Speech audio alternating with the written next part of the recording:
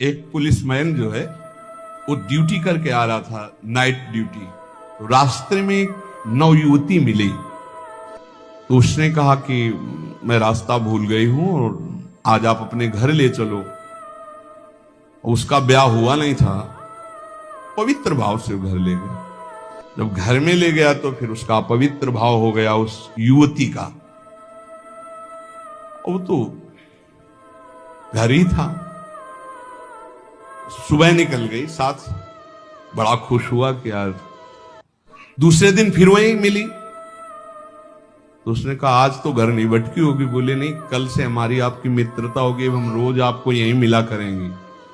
अब वो मानसिक शक्ति से युक्त वो पुलिसमैन और वो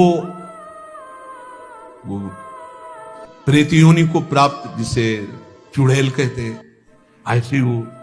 अब वो तो महीना भर में वो सूख गया, पीला शरीर हो गया।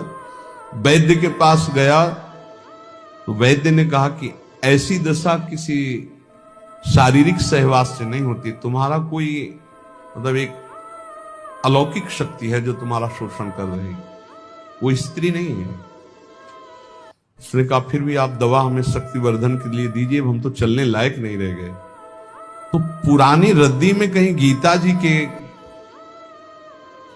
कोई परिचय में श्लोक जैसे लिखे तो पुराने उसमें गीता जी के श्लोक, उसमें उसने पुड़िया बना, वो पुड़िया ऐसे डाल ली और उसने जाके गुस्सा में दरवाजा बंद कर लिया कि आज से हम मिलेंगे ही नहीं, हमारा तो जीवन ही बर्बाद हो गया।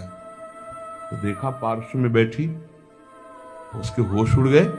उसने कहा कि आप कौन हो, कहां से आई हो? तो इतने दिन उसे मिल रहे, अभी ये नहीं जान रहे कौन हो? बोले कहां से आए हो? झरोखे से आई। तो उसके होश उड़ गए, झरोखे से आई इसका मतलब? तो उसने कहा दूर क्यों हो, तुम आते ही हमारे को स्पर्श करती थी, आज स्पर्श। बोले पुड़िया हटाओ जेब से। उसने पुड़िया में क्या? बोले इसमें गीता का श्लोक लिखा हुआ है, मैं तुम्हें स्पर्श तब तक नहीं करूंगी जब तक है, और देखो तुम हमें तनिक भी प्यार करते हो तो पुड़िया हटाओ। उसने कहा पुड़िया कैसे हटा सकते हैं अब?